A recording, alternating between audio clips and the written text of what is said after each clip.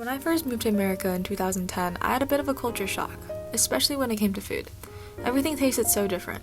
However, after going to many Asian markets, my mom was able to find the Japanese instant curry mix at a store 20 minutes away. Japanese curry was something that my dad used to make for us back in Taiwan, and I remember watching my mom closely as she attempted to perfect it the way that my dad used to make for us.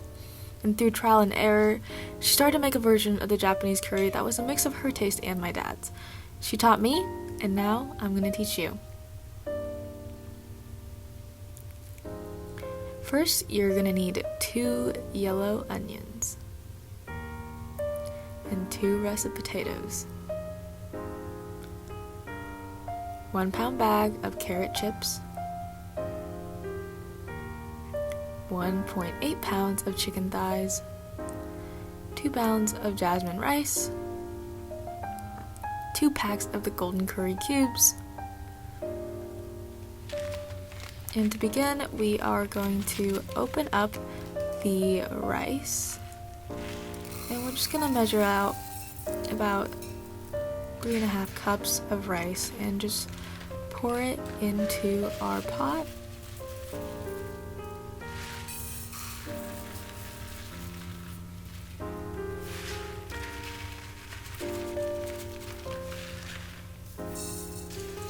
Then we are going to wash the rice, because if you don't wash the rice, mom's gonna get mad.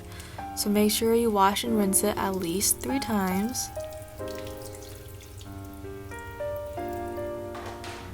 And place it into your Instant Pot or your rice cooker or however it works.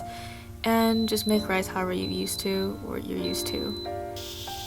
Then we're gonna go ahead and chop up the onions, and what you're gonna do is cut them into little cube forms.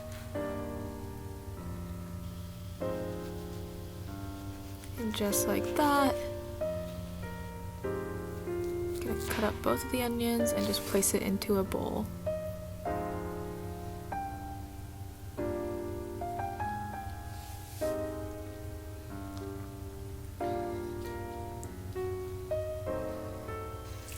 Then we're going to wash our potatoes because we're going to keep the peel on. And we're also going to cut this into little cube shape sizes. You know, it doesn't matter how you cut it, as long as it's in bite size and you can eat it. That's what matters.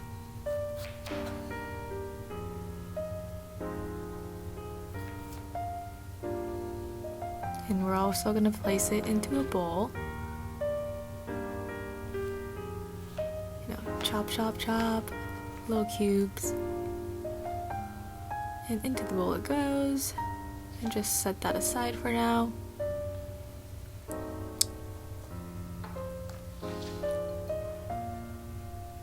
Then we're gonna open the chicken, and my mom also taught me the habit to wash the chicken because you never know what it's been through. It's safer to just wash it. So we're going to wash each piece of the chicken before we cut it up.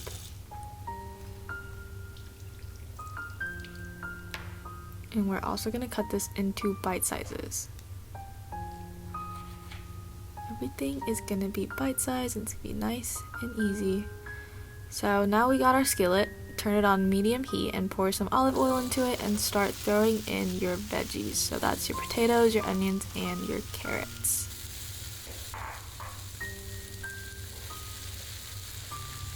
There's the carrots.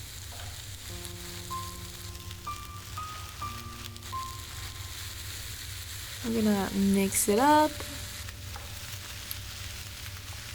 Mix, mix, mix. And you usually want to wait around 5 minutes because potatoes and carrots are harder to make tender, and that's what we want. We want the food to be soft. And just don't forget to stir it every once in a while. Then we're going to add in the chicken. And we're going to mix that up too.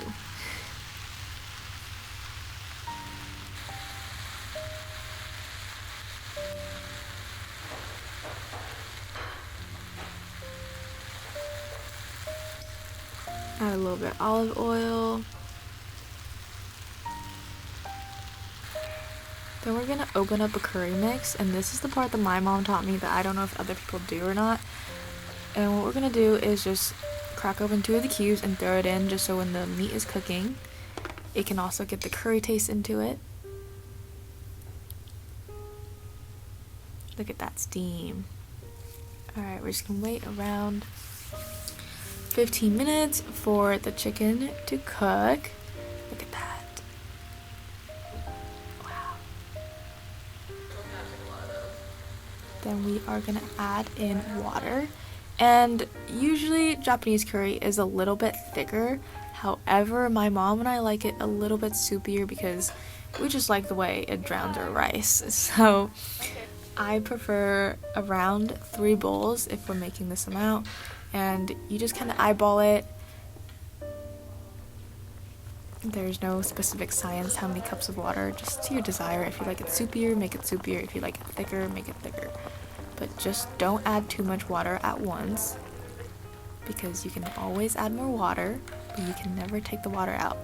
So once it starts boiling, we're gonna throw in the rest of the instant curry mix, and we're gonna mix that up. Mix, mix, mix, mix, mix, mix. Oh, look at that. Alright, we're gonna cover it up and just let it simmer for a little bit. And while that's happening, let's go get a bowl and fill it up with rice.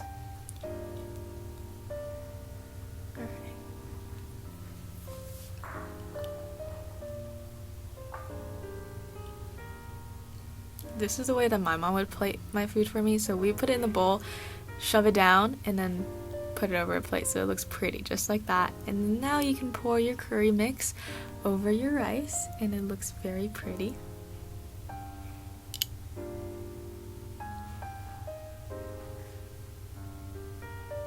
Look at that. That looks delicious. Tell me you're not hungry right now. And the most important part is that you made enough to share with your friends.